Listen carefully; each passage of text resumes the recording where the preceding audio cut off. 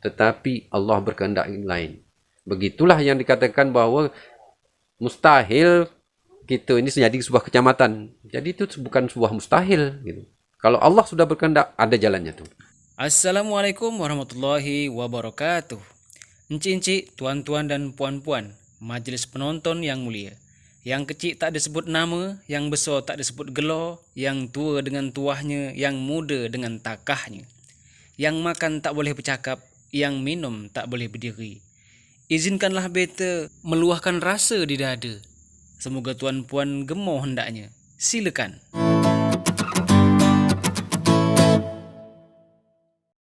Assalamualaikum warahmatullahi wabarakatuh. Waalaikumsalam. Alhamdulillahirrahmanirrahim. Bersama saya sudah ada Bapak Amiruddin, tokoh pemekaran Kecamatan Tasik Tripuyu.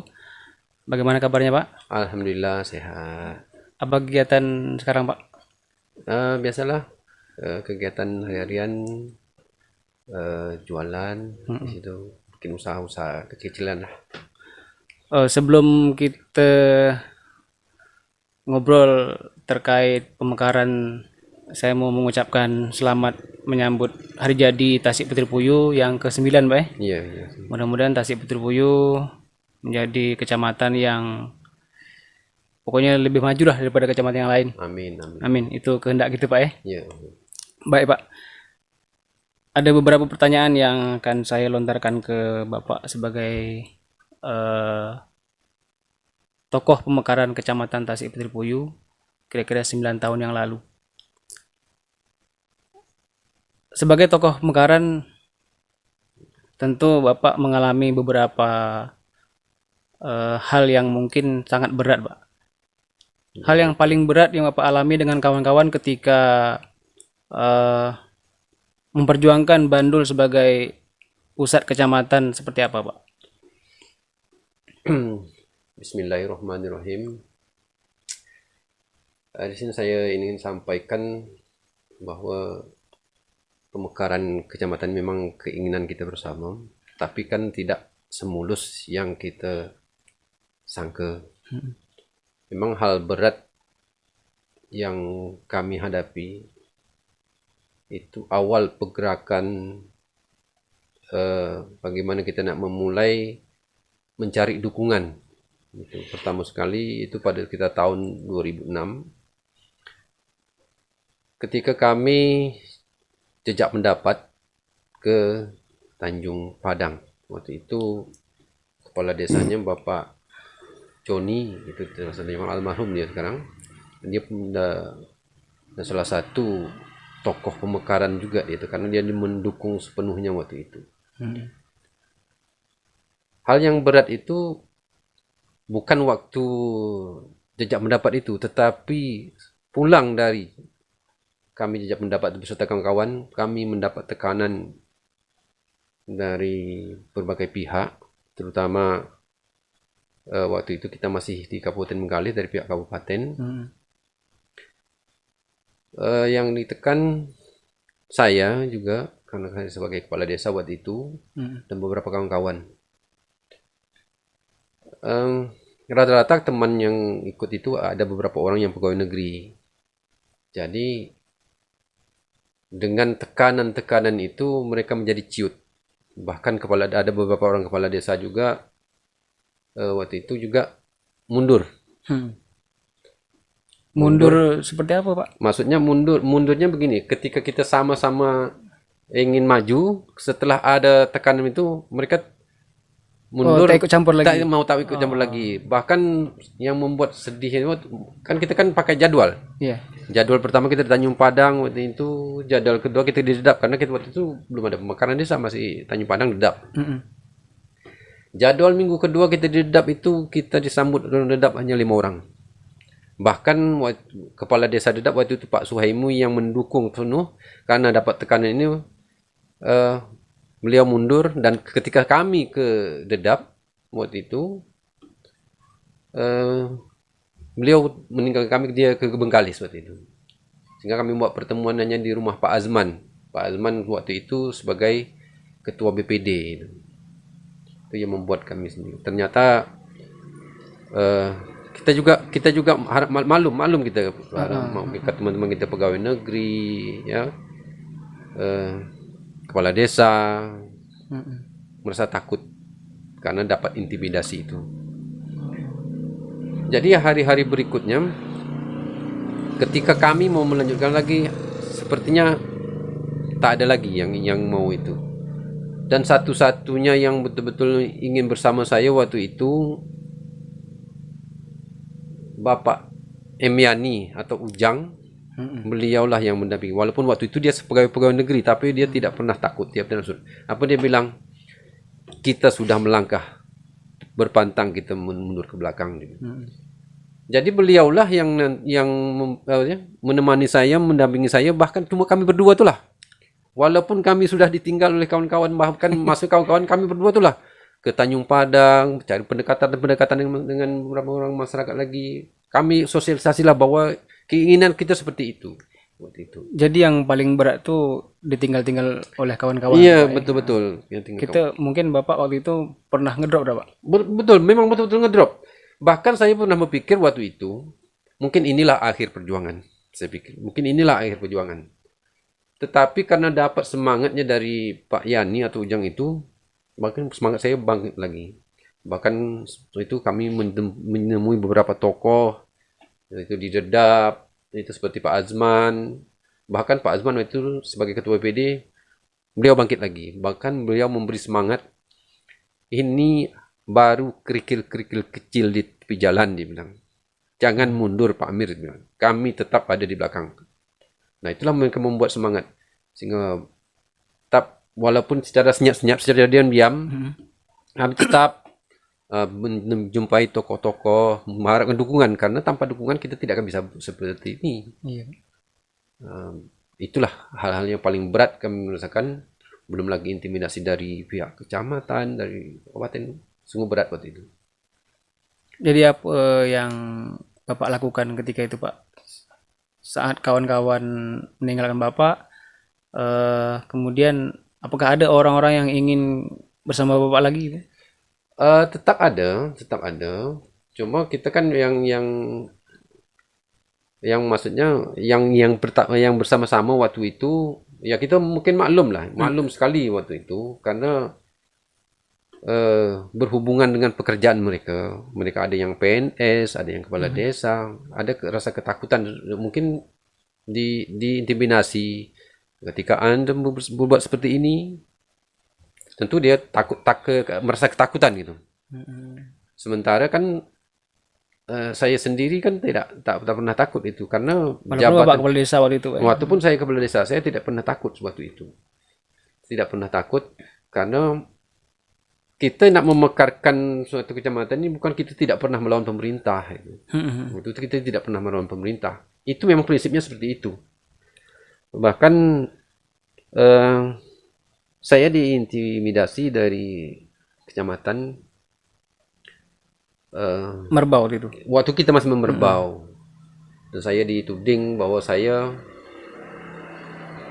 salah satu kepala desa ekstrim yang melawan pemerintah. Saya bilang, saya melawan pemerintah itu dari mana?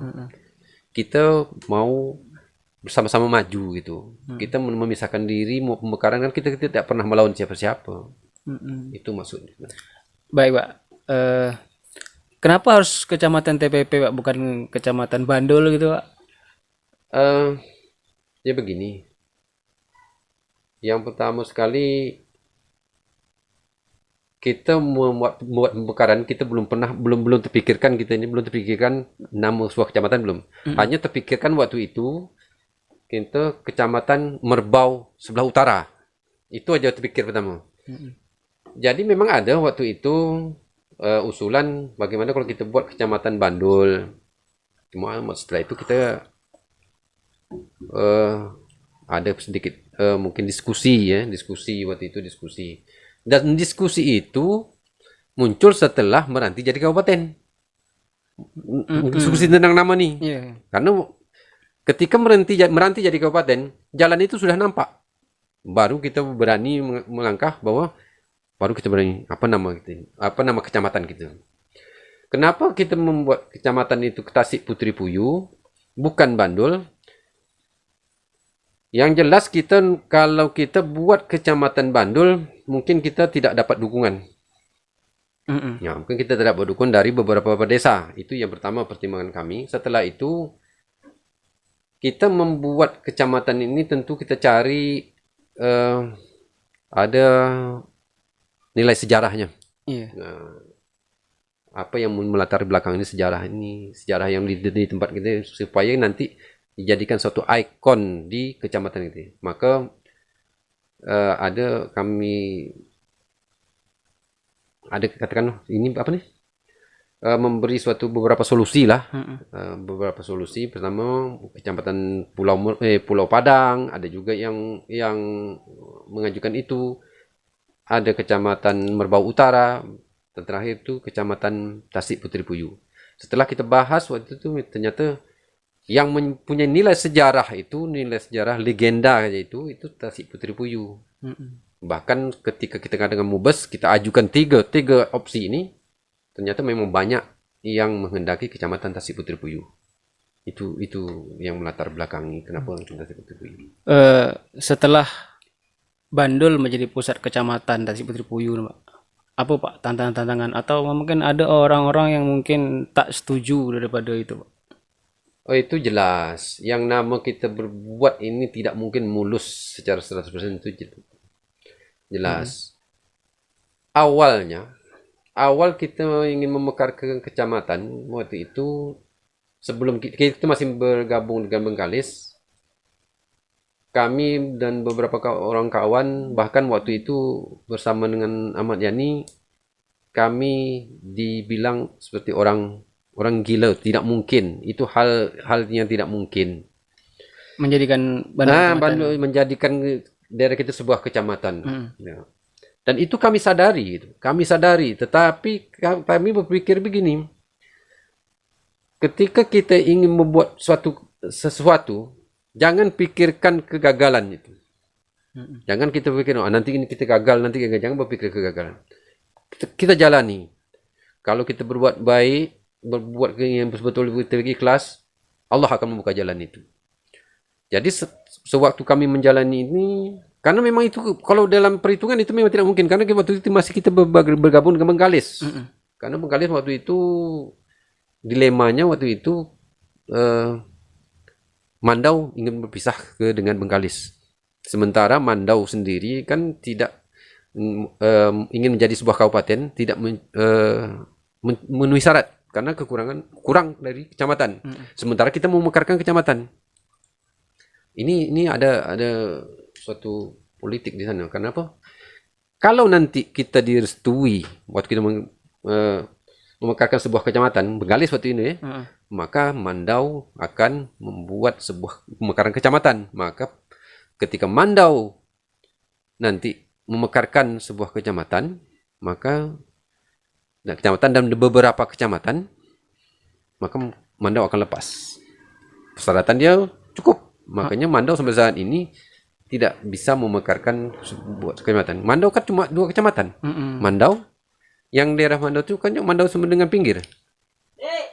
Ini. Jadi kan itu apanya ceritanya. Tapi selain kami waktu itu tetap berjalan tentang menjalankan pemekaran ini dengan kawan-kawan, ada beberapa orang kawan aja lah waktu itu sebelum meranti menjadi sebuah kabupaten. Kita kan, saya waktu itu memang punya hubungan khusus dengan tokoh-tokoh pemekaran di Meranti. Jadi setiap hari kami tetap berhubungan. Perkembangan itu saya tahu. Dan harapan waktu itu Meranti akan jadi sebuah kabupaten. Ketika Meranti akan jadi sebuah kabupaten, maka jalan kita tinggal 1 langkah lagi. Akhirnya kita tetap itu bahwa perkembangannya sudah sampai di sini. Kita tetap komunikasi waktu itu. Jadi Pak, udah segitu banyak perjuangan Bapak dengan kawan-kawan waktu memperjuangkan kecamatan Tasik Puteri Puyuh dan Bandul menjadi ibu kotanya. Dan sekarang kita udah sampai ke tahap 9 tahun dah Pak menjadi kecamatan. Kira-kira bagaimana pandangan Bapak terhadap Kecamatan San ini? Dari segi SDA-nya, SDM-nya seperti apa, Pak? Sebetulnya kalau menurut hemat saya lah, sumber daya manusia kita ini bagus, cuma belum tergali, belum dimanfaatkan secara baik. Baik itu di bidang, kalau saya tengok itu banyak di bidang seni budaya, bahkan itu cuma belum tergali dengan baik yang saat ini. Jadi sebetulnya kesempatan kita lah dengan sebuah kecamatan kita tonjolkan ini. Iya. Bahkan yang lain lagi. Juga kalau melihat perkembangan, jauh kita sudah lebih baik dari sebelum-sebelumnya. Iya. Sebelum kita mekar, setelah itu sebelum kita jadi sebuah kabupaten di Meranti, jauh kita sudah lebih baik. Infrastruktur segala macam kita sudah jauh lebih baik. Jauh lebih baik sekarang. Pokoknya mudah-mudahan kecamatan kita ini akan lebih baik lah ke depannya, Pak ya. Iya, tergantung itulah bagaimana nanti pemerintahnya tetap memperhatikan potensi-potensi yang ada tuh. Kalau potensi yang ada kita sangat besar. Di Putri Pui ini potensi sangat besar. Di bidang agama kita besar potensinya. Bahkan kita kan pernah jadi juara umum MTQ tingkat kabupaten, kita pernah jadi juara umum. Itu kan satu potensi. Potensi betul. Olahraga kita sepak bola kita pernah jadi juara. Itu kan potensi. Tetapi ini tidak di secara maksimal. Tidak dikelola secara maksimal, maksud saya begitu. Baik, Pak. Sejauh ini bagaimana Pak kepedulian pemerintah kecamatan terhadap tokoh Mekaran? Alhamdulillah kalau menurut saya kepedulian itu tetap ada. Rata-rata lah dari kita berbicara dengan pemerintah kecamatan ya. Iya, Pak. Mulai dari camat yang pertama sampai yang sekarang ini, rata-rata mereka yang mau bertugas di kecamatan kita, mereka cari tokoh konsultasi, maksudnya berkonsultasi dengan tokoh, bagaimana mau mengembangkan kecamatan ini. Alhamdulillah kita dibawa berbicara bersama gitu. Maksudnya dalam apa-apa hal pun mereka tetap melibatkan kita. Tetap melibatkan kita. Alhamdulillah. Ada seremonial Pak tahun ini? Alhamdulillah saya juga dapat informasi bahwa tahun ini ada acara ulang tahun itu pada tanggal 24 nanti. Di kecamatan, dan itu ibu camat yang mengadakan. Bahkan saya pun udah dihubungi gitu dan minta nama-nama daripada tokoh-tokoh pemekaran. Jadi tokoh-tokoh pemekaran kita kan banyak, ada yang tidak berada di tempat, setelah itu yang udah meninggal ya, udah meninggal di kita. Siapa aja Pak? Yang kalau kita urutkan dari awal, dari penggagas itu yang udah meninggal itu seperti Untung Abdullah, itu udah meninggal. Itu memang penggagas pertama sekali kecamatan itu dari Pak Untung itu. Memang Untung Abdullah itu. Saya waktu itu masih mahasiswa. Dan saya tidak pernah terpikir tentang ini, tidak pernah terpikir. Nah, saya banyak belajar dari beliau waktu itu. Banyak berkonsultasi dengan beliau. Bahkan ketika saya waktu itu mahasiswa, saya baru terpikir setelah beliau meninggal dunia. Nah, itu sudah terpikir. Rasanya saya punya beban berat. Makanya jalan satu-satunya saya harus pulang ke kampung dan saya harus menjadi kepala desa. Sebetulnya kepala desa waktu itu saya hanya batu loncatan. Pikir waktu itu tahun 1998 itu kepala desa, apa saya cari dengan kepala desa itu? Apa saya cari? Gaji aja 17.500 satu bulan, diterima 6 bulan sekali. Waktu itu Pak? Tahun berapa? 98. Berapa Pak? 1998. Berapa gajinya Pak? 17.500. Dana desa waktu itu ada yang namanya Bang Des 2.500.000 per tahun. Jadi apa yang saya kejar waktu itu? Sementara waktu itu saya memang sudah enak di Pekanbaru, waktu itu saya sudah kerja. Tapi karena ini tadilah amanah ini saya yang jadi ketika saya mengambil keputusan untuk jadi kepala desa ini sebagai batu loncatan. Kenapa saya jadi loncatan kepala desa? Karena jadi seorang jadi kepala desa, kita banyak kawan, kita banyak kenalan, bahkan kita bisa berbicara tentang ini gitu, mulai dari kepala desa. Tapi kalau saya masyarakat biasa berbicara itu saya bilang orang gila. Betul. Misalnya saya tak ada jabatan apa-apa, saya itu ayo kita mekarkan ini. Budak ini nak gila kan. Kalian siapa kata Ya, orang? ini siapa tu kan. Tapi ketika kita punya jabatan, kita punya apa kepala desa, orang kan berpikir banyak. Ini ada betulnya. Nah, kan gitu. Jadi manfaatkanlah itu. Bahkan waktu itu jabatan pertama saya, periode pertama tahun 98 sampai 2006 itu saya baru bercerita tentang ini itu dengan almarhum Pak Murni segala itu, baru bercerita tentang ini. Tapi belum ada gerakan itu. Tetapi memang saya nekat ketika nanti saya periode kedua saya akan buat gerakan. Makanya pada tahun 2006 setelah saya periode kedua, maka saya fokus ke sini. Bahkan waktu itu saya sering meninggalkan kantor dan saya sampaikan kepada sekdes, dia yang kebetulan sekarang Isropi, yang sekdes itu dialah yang mengelola. Makanya setelah saya tak tahu apakah ini memang udah diatur mungkin ini udah skenario oleh Allah. Ketika habis jabatan saya tanggal 12 Agustus, 12 Agustus, bukan 12 Agustus ya, 12 Juli.